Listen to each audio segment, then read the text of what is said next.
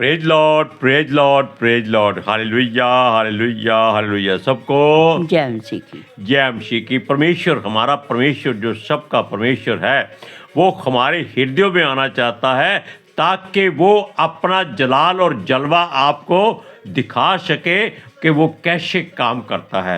आज के सुसमाचार के लिए परमेश्वर की बेटी प्रार्थना करेगी। सबको जय मसीह की। परमेश्वर आप सबके साथ है और आप सबसे बहुत प्रेम करता है।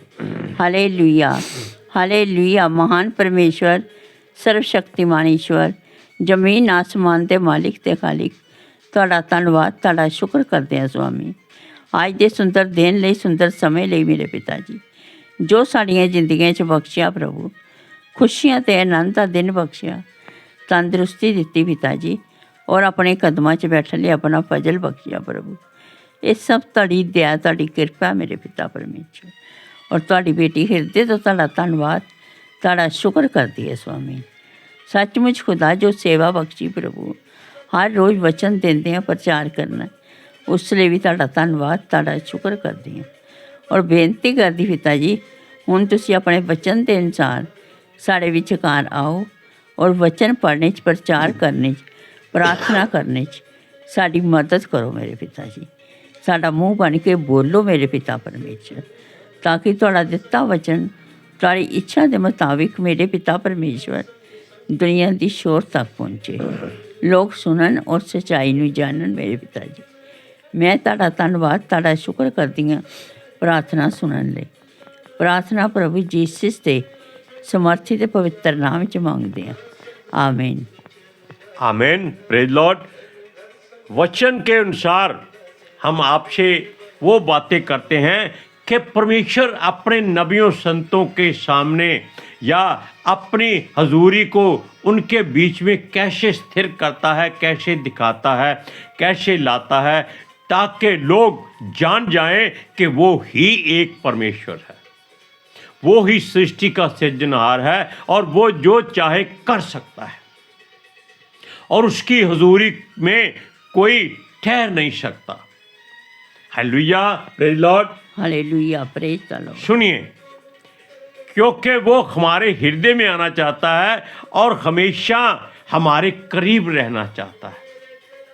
ऐसा परमेश्वर सृष्टि में और कहाँ हो सकता है? कहीं नहीं, बल्कि हमारे हृदयों में है। हालेलुया। सुनिए,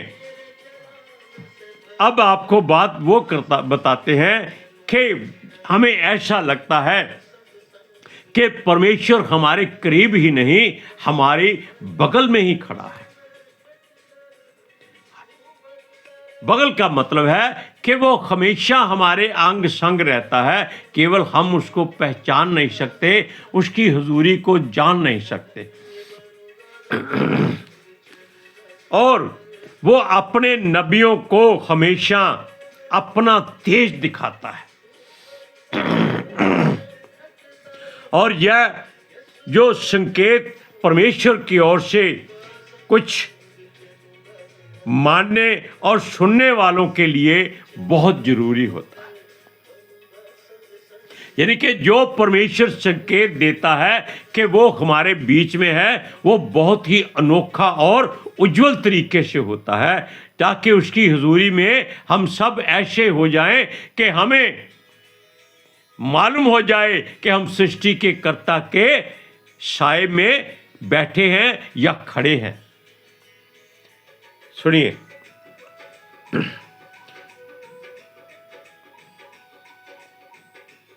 उसका हमेशा आना या अपना दर्शन दिखाना हमारे लिए एक ऐसा चिन्ह और चेतावनी भी होती है कि हम अगर कोई बुराई में फंसे हुए हैं या कोई बुराई हम में आ चुकी है या बुराई आसपास है या हमारा समय खराब आने वाला है या हमें कोई अच्छी आशीष मिलने वाली है, तब ये परमेश्वर का अभिषेक अपना रूप दिखाता है।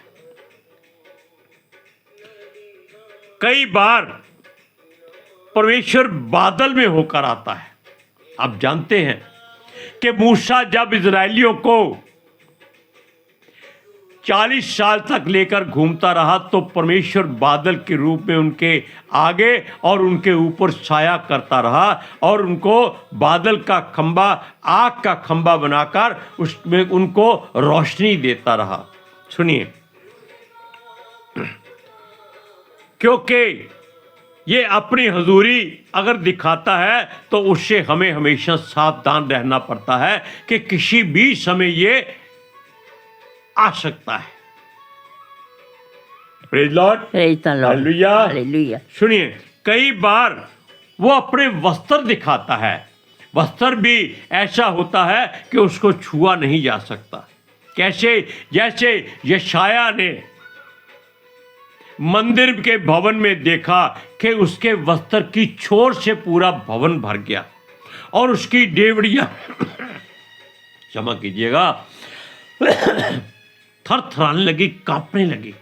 और उसके साथ परमेश्वर के श्राप दिखाई दिए, जिनके 6 पंख थे और 2 से वो उड़ते थे, 2 से अपने पैरों को ढांपते थे और 2 से अपने मुंह को ढांपते थे और एक शब्द बोलते थे, परमेश्वर की महिमा हो, परमेश्वर की महिमा हो, सेनाओं के यहोवा की महिमा हो। उसका तेज सारी पृथ्वी पर भरपूर है। हालेलुया। सुनिए, तब वह अपने लोगों को उसमें आशीर्वाद भी देता है। और एक बार जब सुलेमान राजा जब पहली बार परमेश्वर का भवन बनकर तैयार हुआ तो उसने लोगों को आशीर्वाद दिया। तब परमेश्वर का बादल धुएं के रूप में वहां भर गया और सारे के सारे नबी संत जितने भी थे सब के सब अपने पांव पर खड़े न रह सके। हम ये बातें आपको इसलिए बताते हैं कि कभी आपके साथ ऐसा हो जाए तो उसको बड़े ध्यान से सर झुकाकर घुटनों पे आकर फौरन पूछे कि हे पिता परमेश्वर, क्या आप ही हैं? हे पितरात्मा जी, क्या आप ही हैं? हे हमारे स्वर्गीय परमेश्वर, क्या आप ही हैं? तब आपको मालूम हो जाएगा कि हमारा परमेश्वर है, कोई और दूसरा नहीं है। अब आप देख लीजिए, सेनाओं के यहोवा जो पवित्र है, पवित्र है, पवित्र है, जिसकी भरपूरी सारे संसार में है, ये शराब बोलते थे। दानियल हमेशा परमेश्वर को अपने सामने देखता था। कैसे? स्वर्गदूतों के रूप में। जितनी बार दानियल ने दर्शन देखा या अपने सामने रूबरू देखा या स्वर्गदूतों ने उनको छुआ भी, तो वो ऐसा दर्शन था जो शायद ही किसी के जीवन में इतनी भरपूरी से आया हो। दानियल उसको देखकर अधमरा हो गया। तब स्वर्गदूत ने उसको छूकर उठाया, उसको समर्थ दी कि भाई खड़ा हो जा, चिंता मत कर, घबरा नहीं। हालेलुया। सुनिए, क्योंकि परमेश्वर की हजूरी हमारे जीवन में उसका तेज जो है वो महसूस करें, इसलिए परमेश्वर उसको हमेशा हमारे आसपास रखता है। यहेजकेल ने परमेश्वर के करीबन करीबन दर्शन कर लिए थे। यहेजकेल ने कवार नदी के किनारे भी दर्शन किया था और वैसे भी उसने परमेश्वर की वेदी को अपनी आंखों से देखा था, जो मानकों से बनी हुई थी, जिसकी वेदी के पहिए ऐसे थे जैसे मानो वो चारों तरफ घूमते हों। उसकी वेदी के चारों ओर चार तरह के उसको चेहरे दिखाई देते थे। यानी ऐसे ऐसे परमेश्वर दर्शन दिखाता है जिनका सृष्टि में कहीं भी और किसी के द्वारा होना नामुमकिन है। हालेलुया। सुनिए, हुआ क्या? अब हम आपको यहेजकेल के द्वारा देखा गया एक दर्शन जिसमें परमेश्वर का तेज देखा, जब वो परमेश्वर के भवन के पूर्वी फाटक में उसके पास स्वर्गदूत के द्वारा भेजा गया था। यानी कि यहेजकेल को परमेश्वर का आत्मा कई बार उठा के यहाँ से वहाँ, वहाँ से वहाँ ले जाता रहा। हालेलुया। सुनिए, वो परमेश्वर का स्वर्गदूत उसको परमेश्वर के भवन के पूर्वी फाटक के पास ले गया और आत्मा के द्वारा नबी को भीतर पहुंचाया। किसके पास? परमेश्वर के पवित्र वेदी के पास, क्योंकि यहोवा उससे कुछ बात करना चाहता था। अब आप जान गए कि परमेश्वर किसी न किसी तरीके से अपने युक्तियां और अपने विचार लोगों को बताता है, लेकिन केवल उनको ही जो उसके नबी और संत होते हैं, उनके बारे में ही हम बातें करते हैं। हम आपको एक वचन पढ़ाते हैं, यहेजकेल की पुस्तक 43 अध्याय उसकी 3 और 4 आयत में क्या लिखा है, सुनिए।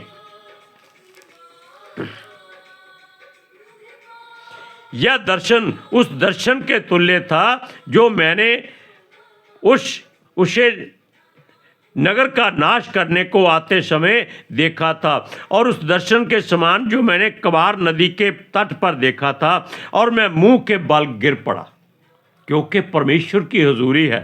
सुनिए, तब यहोवा का तेज उस फाटक से होकर जो पूरब मुखी था भवन में आ गया। तब आत्मा ने मुझे उठाकर भीतरी आंगन में पहुंचाया और यहोवा का तेज भवन में भर गया। कितने खुश नसीब वो लोग होते हैं, वो नबी, वो संत, वो परमेश्वर के चुने हुए लोग जो ऐसे परमेश्वर की हजूरी को अपने सामने देखते हैं, अपनी आंखों से देखते हैं। दानियल ने स्वर्गदूतों के रूप में परमेश्वर का दर्शन देखा, और दानियल के लिए परमेश्वर का स्वर्गदूत मिकाइल या जिब्राइल जो भी उसके पास आता था, मिकाइल तो योद्धा है, जिब्राइल संदेश पहुंचाने वाला है। और दानियल ने जब प्रार्थना की तब उसको 21 दिन लगातार प्रार्थना करनी पड़ी थी कि परमेश्वर ने अपना संदेश भेजना है, स्वर्गदूत भेजना है, और पूरे 21 दिन के बाद उसके पास स्वर्गदूत आया। यानी कि समय परमेश्वर की मर्जी से ही निश्चित किया जाता है, क्यों? समय और कालों का हिसाब किताब परमेश्वर हमेशा अपने हाथ में रखता है। इन बातों को आप बड़ी गहराई से सोचिएगा और जानिएगा कि हो सकता है कभी परमेश्वर आपको ऐसी स्थिति में ले आता है कि आपके सामने परमेश्वर का स्वर्गदूत आ जाए या हमारे सामने आ जाए तो हमारे सांस वहीं की वहीं रुक जाएगी। क्यों? क्योंकि उसकी हुजूरी में हमारे जैसे लोग, आपके जैसे लोग खड़े नहीं हो सकते। हमें भी कई बार पवित्र आत्मा जी जब वचनों में या किसी ऐसी बात पर प्रसन्न होकर हमारे नज़दीक आते हैं, हमारी सांसें रुक जाती हैं और ऐसी खांसी आती है कि हम दोनों उस समय प्रार्थना करते हैं कि पवित्र आत्मा जी आपकी हुजूरी के लिए आपका धन्यवाद करते हैं। और ये बहुत ही भयानक समय होता है, लेकिन पवित्र आत्मा जी दयालु हैं, करुणामयी हैं, इसलिए हम डरते नहीं हैं। हम उनका धन्यवाद करते हैं कि हमारी जीवन में ऐसी बातें भी हो सकती हैं। ये हमने महसूस किया है और ये कई बार होता है। लेकिन होता कब है? जब सुबह हम प्रार्थना करते हैं, परमेश्वर के वचनों को पढ़ते। सुनिए, तब यहोवा ने एक मनुष्य के द्वारा नबी को बताया कि यह सब परमेश्वर के सिंहासन का स्थान है। यानी कि किसी स्वर्गदूत को मनुष्य के रूप में यहेजकेल नबी के पास खड़े करके उसको बता दिया कि हे मनुष्य के संतान, ये जो जगह तू देख रहे हो, ये परमेश्वर का सिंहासन का स्थान है। आमीन, आमीन, hallelujah, hallelujah, praise Lord. Praise the Lord. सिंहासन का स्थान कि जहां परमेश्वर विराजमान होता है। किस रूप में? बादल के रूप में, या किसी अग्नि के रूप में, या किसी स्वर्गदूत के रूप में, या पवित्र आत्मा जी के रूप में। सुनिए, तब यहोवा ने चेतावनी भी दी कि इजरायली लोग परमेश्वर से दूर होते जा रहे हैं। यानी कि परमेश्वर अपनी हुजूरी किसी बात को कहने के लिए अपने नबियों के सन्मुख अपना तेज दिखाता है। Praise Lord, hallelujah. सुनिए, इजरायली लोग मूर्ति पूजा की ओर ज्यादा मुड़ चुके थे और उन्होंने गैर जातियों में अपने समध्याने कर लिए थे और परमेश्वर की ओर ध्यान देना बंद कर दिया था। और उनकी आराधना पूजा केवल किसके लिए होती थी? दुष्ट आत्माओं के लिए। जो वो बलिदान चढ़ाते थे वो उनके लिए चढ़ाने शुरू कर दिए थे उन्होंने। परमेश्वर का क्रोध ऐसी बातों से बहुत भड़कता है और जब वो चेतावनी देता है तब इस बात का ध्यान रखिए कि अपनी जगह पर अड़िग रहिए और परमेश्वर के साथ जुड़े रहिए। क्योंकि यदि आप परमेश्वर के साथ मेल बनाए रखेंगे, संबंध बनाए रखेंगे, आपको परमेश्वर हमेशा सुरक्षित रखेगा। सुनिए, परमेश्वर कहता है कि ये पाप और गुनाहों में बढ़ते जा रहे हैं और आम जनता ही नहीं, राजा भी ऐसे गुनाहगारों के साथ व्यभिचारी आदि रूप में बढ़ते जा रहे हैं। ये कब्रों को बनाकर उनकी पूजा कर रहे हैं। ये परमेश्वर के भवन के नजदीक अपने भवन बनाने की कोशिश करते हैं। यानी कि अपने आप को साबित करते हैं कि हम परमेश्वर के कितने नज़दीक हैं। हमने आपको एक बार वचन बताया था जिसमें पर ये संसार के यानी कि जो इजरायली लोग थे, इन्होंने अपने नबियों को भेजा था, अपने अगुओं को भेजा था कि वो परमेश्वर से सवाल करें, जबकि परमेश्वर कहता था कि मेरे जीवन की सौगंध ये मुझसे कभी प्रश्न नहीं पूछ सकते। इसलिए परमेश्वर से कभी सवाल मत करो, परमेश्वर से कभी प्रश्न मत करो, केवल सर झुकाकर उसकी हर युक्ति का, हर बात का आदर सत्कार करो। सुनिए, ये फासला इतना नजदीक बनाते हैं कि ये परमेश्वर के भवन की दीवार के साथ अपना भवन स्थापित करने की कोशिश करते हैं ताकि ये लोगों को बता सकें ये परमेश्वर के कितने नजदीक हैं, जबकि परमेश्वर इनसे कोसों दूर होता है। सुनिए, जो परमेश्वर को अपने साथ साबित करते हैं ये परमेश्वर के नजदीक नहीं होते। ये केवल अपना दिखावा करते हैं और उनकी अपने राजाओं की कब्रें बनाकर उनकी पूजा करते हैं, उनकी आराधना स्तुति करते हैं। जीवते परमेश्वर को ये भूल जाते हैं।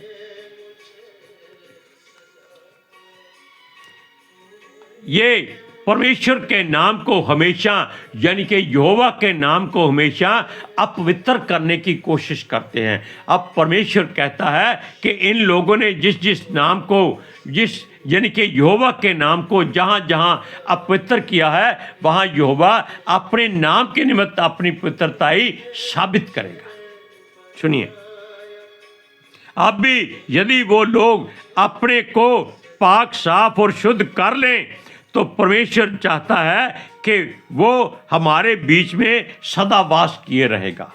वो अभी भी वो समय देता है, चेतावनी देता है, अवसर देता है कि अभी भी मान जाओ, अपनी आदतों को छोड़ दो, कब्रों को पूजा करना, मूर्ति पूजा करना छोड़ दो और जीवते परमेश्वर की आराधना स्तुति करो ताकि परमेश्वर सदा लो अपना सिंहासन आपके बीच में बनाकर उस पर वास करेगा। सुनिए, इसलिए वो कहता है अब भी समय है, सुधर जाओ। वचन पढ़िए, यहेजकेल की पुस्तक 43 अध्याय उसकी 8 और 9वीं आयत। सुनिए, वे अपनी डेवढ़ी मेरी डेवढ़ी के पास और अपने द्वार मेरे खंबे मेरे द्वार के खंभों के निकट बनाते थे और मेरे और उनके बीच में केवल दीवार ही थी, और उन्होंने अपने घिनौने कामों से मेरा पवित्र नाम अशुद्ध कर दिया ठहराया था, इसलिए मैंने कोप करके उन्हें नष्ट किया। अब वे अपना व्यभिचार और अपने राजाओं के शव मेरे सम्मुख से दूर करें, तब मैं उनके बीच सदा वास किए रहूँगा। अगर आप चाहते हैं कि परमेश्वर आपके हृदय में सदा लौं बसा रहे, तो हमें संसार से किसी बात पर समझौता नहीं करना, छोटी बात पर भी समझौता नहीं करना। और कई लोग ऐसा करते हैं, अरे भाई कोई बात नहीं, थोड़ी सी बात है। बिल्कुल नहीं, परमेश्वर छोटी छोटी बातों पर ध्यान ज़्यादा देता है। हालेलुया। अब आज के सुसमाचार के लिए परमेश्वर की बेटी प्रार्थना करेगी। Hallelujah. Thank you Jesus, thank you Lord, thank you पिता आत्मा जी। ਤੁਹਾਡਾ ਧੰਨਵਾਦ, ਤੁਹਾਡਾ ਸ਼ੁਕਰ ਕਰਦੇ ਸੁਆਮੀ, ਸਾਡੇ ਵਿਚਕਾਰ ਆਉਣ ਲਈ, ਵਚਨ ਪੜ੍ਹਨੇ 'ਚ, ਪ੍ਰਚਾਰ ਕਰਨੇ 'ਚ, ਸਾਡਾ ਮੂੰਹ ਬਣ ਕੇ ਬੋਲਣ ਲਈ ਪਿਤਾ ਜੀ। ਤੁਹਾਡੀ ਬੇਟੀ ਹਿਰਦੇ ਤੋਂ ਤੁਹਾਡਾ ਧੰਨਵਾਦ, ਤੁਹਾਡਾ ਸ਼ੁਕਰ ਕਰਦੀ ਸੁਆਮੀ। ਸੱਚਮੁੱਚ ਖੁਦਾ ਤੁਹਾਡਾ ਦਿੱਤਾ ਵਚਨ ਤੁਹਾਡੀ ਇੱਛਾ ਦੇ ਮੁਤਾਬਿਕ ਮੇਰੇ ਪਿਤਾ ਪਰਮੇਸ਼ਵਰ ਦੁਨੀਆ ਦੀ ਸ਼ੋਰ ਤੱਕ ਪਹੁੰਚੇ, ਲੋਕ ਸੁਣਨ ਔਰ ਸੱਚਾਈ ਨੂੰ ਜਾਣਨ ਔਰ ਸੱਚਾਈ ਉਹਨਾਂ ਨੂੰ ਆਜ਼ਾਦ ਕਰੇ ਪਿਤਾ ਜੀ। ਮੈਂ ਤੁਹਾਡਾ ਧੰਨਵਾਦ, ਤੁਹਾਡਾ ਸ਼ੁਕਰ ਕਰਦੀ ਹਾਂ प्रार्थना सुनने ਲਈ। प्रार्थना प्रभु जीसस के समर्थी ते पवित्र नाम च मांगते हैं, आमीन आमीन। Praise Lord. हालेलुया। सबको जय मसीह की। जय मसीह की।